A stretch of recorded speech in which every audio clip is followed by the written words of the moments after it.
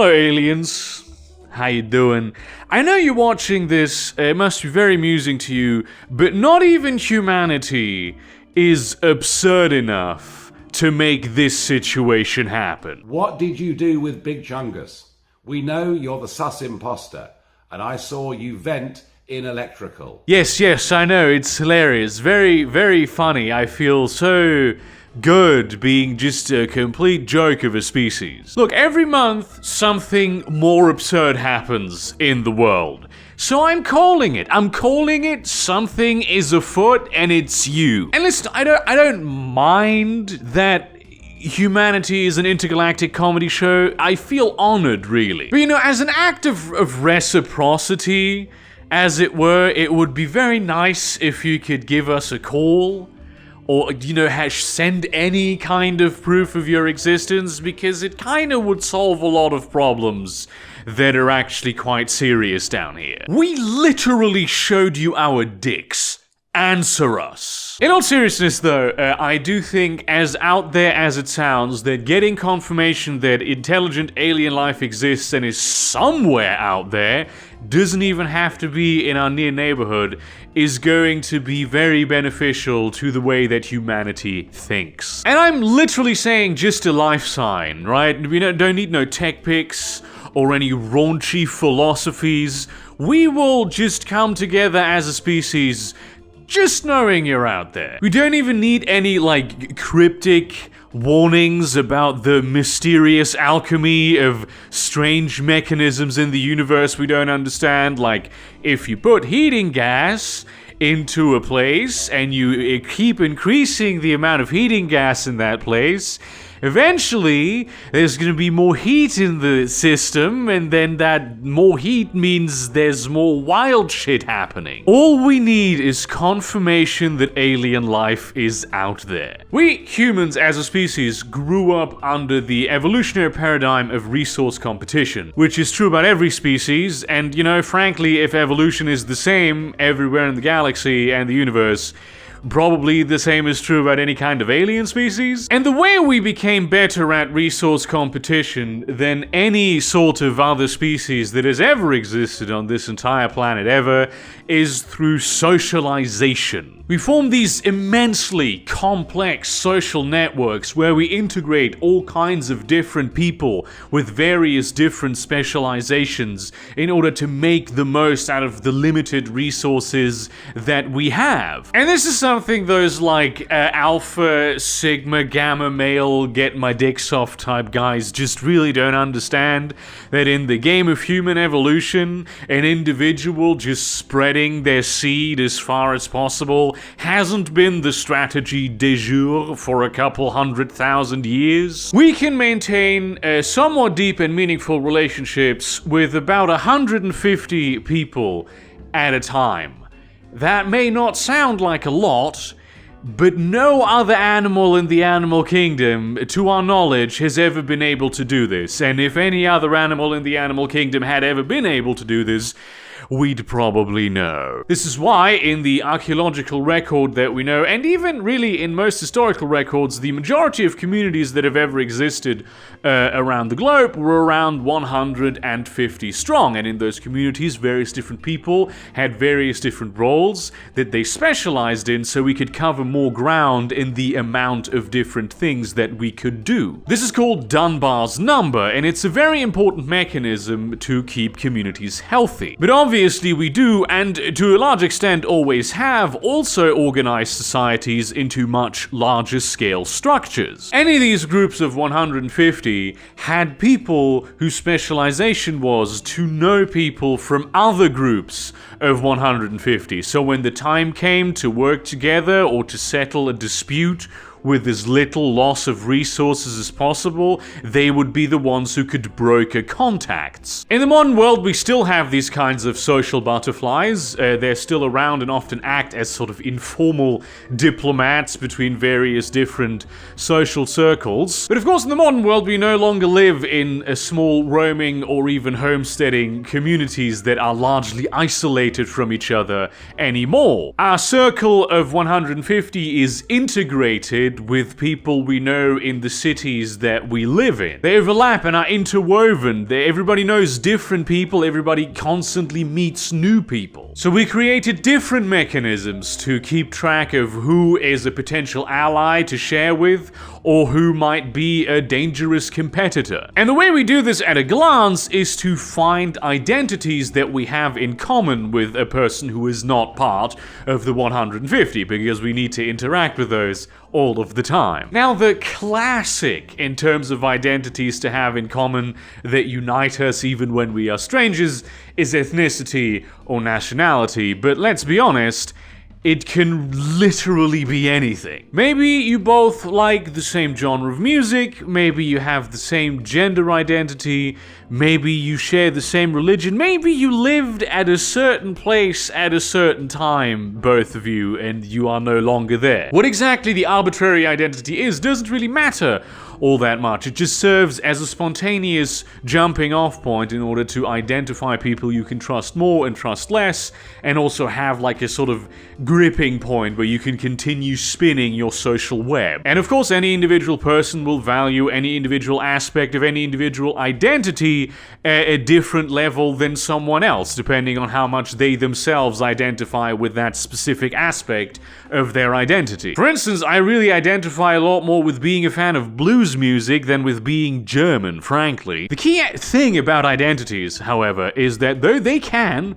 foster a sense of community in any situation, really, usually what happens is that a specific aspect of an identity only becomes important when there is conflict, or even just potential conflict, with a group of outsiders to that identity. If you're English and you live in England and you are surrounded by English people exclusively, all your neighbors are English, the people in your town are English, being English isn't really all that essential to your identity. It's not how you select your immediate social circle. Unless there is an other, and mind you, they don't need to be physically present, they can be present completely in your mind, you're not going to find commonality with other English people based on being English. You are in fact much more likely to find division in other types of identities, such as, us Protestants, them Catholics, or us City, them United fans. And the thing that a lot of people have really been hoping for a long, long time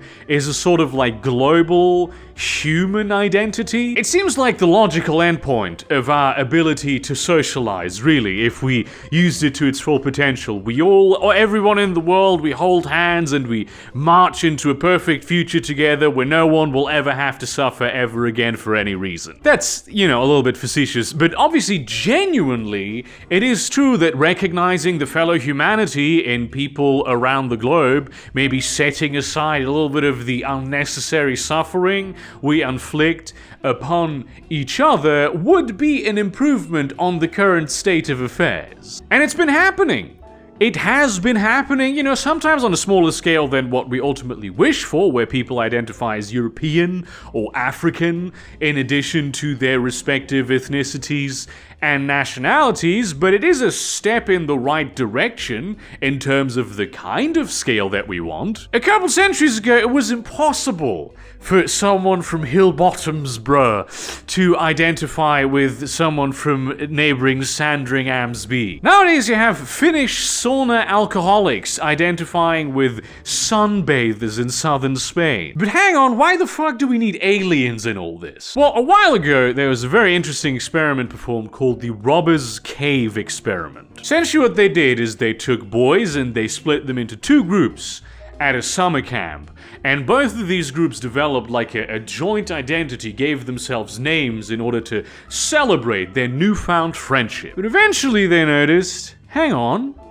so there's another group here, there's a different people at the camp, or others here also in this camp? Even though resources weren't really scarce, like there were enough seats at the cafeteria, they started antagonizing each other and creating competition based on the fact that they had these different superficial identities that they had adopted a few days ago. Like they just designated these particular seats at the cafeteria to be more valuable than the others for completely arbitrary reasons, because these are our seats, and so we want them, and also the others want them. Meanwhile, both of these groups were factually middle-class white boys who, had met each other a couple days ago. That is, until the groups were given an outside threat. Now granted, that outside threat wasn't aliens, it wasn't even another group of people, it was a set of tasks that they were assigned where they had to work together in order to overcome them. They still remained their original groups to an extent, but they also developed a group spanning new identity and became friends. Even though they had competing identities, their joined new identity that they had formed, the things they had in common, became more important when faced with an other. And ideally, this is what knowing about aliens would do for humanity. And I personally think it would be the ideal kind of other to make all this happen, because it would really put the focus on the concept of humanity as a species. Yes, another type of threat might absolutely do. I just personally don't really like the thought of the huge asteroid just hurtling down towards Earth at a very big speed. I'm not a fan of this idea. And I know some people in the audience are raising an eyebrow because they see the giant asteroid hurtling toward us. Yes, climate change counts as a catastrophe like this, even though it is, man-made. It's not an entirely external threat. And despite what black-pilled doomers would like you to believe, it has brought humanity together in a huge and unprecedented way. Hundreds of billions of dollars are flowing into understanding the phenomenon and every single aspect of it, finding ways around it, finding ways to avoid it, developing technology to get rid of the factors that are causing it. Tens of millions of people have gone out into the street all over the world to protest climate change at some point or another. Many of the smartest people have dedicated their lives to working together with folks from all over the world that they really share nothing in common with, but living on the same planet and now being scientists in order to save everyone. This kind of thing was unthinkable 2 centuries ago. We have made huge strides. And before any of you say it, the same is true about coronavirus, by the way. A lot of people see it as like proof that humanity is doomed and everyone is selfish and bad. But what they fail to see is that most people, they're still wearing the masks. Most people chose to get vaccinated.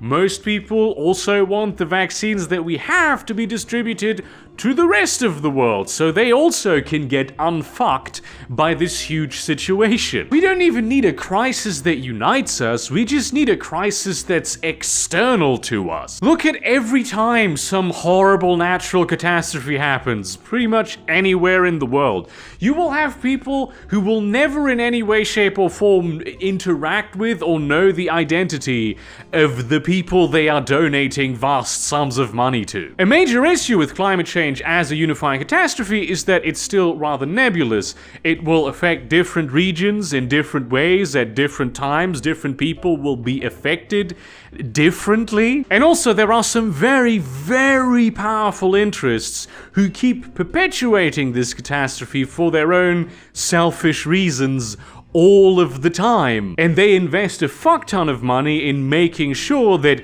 the rest of us don't unite against what is effectively them. Aliens would be entirely external. And look, of course, knowing that aliens exist won't immediately mend all our divides, build all of the bridges, and solve all of our problems. Reality is immensely complex, and it isn't controlled by any single individual mechanism. No one solution will ever solve every problem. That is never going to happen. What needs to happen is a lot of smaller things that shift the way that things are by a little bit.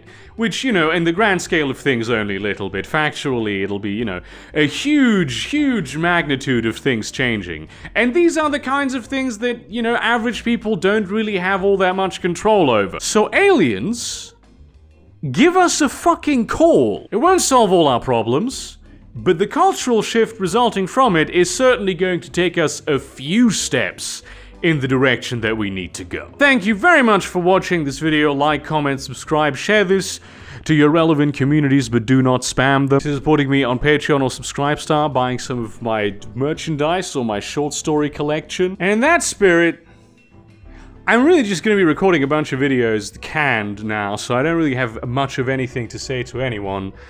Because I'm going, you know, to see my grandmother very soon. And I want you folks to have content over it. So, you know, see you around, cunts.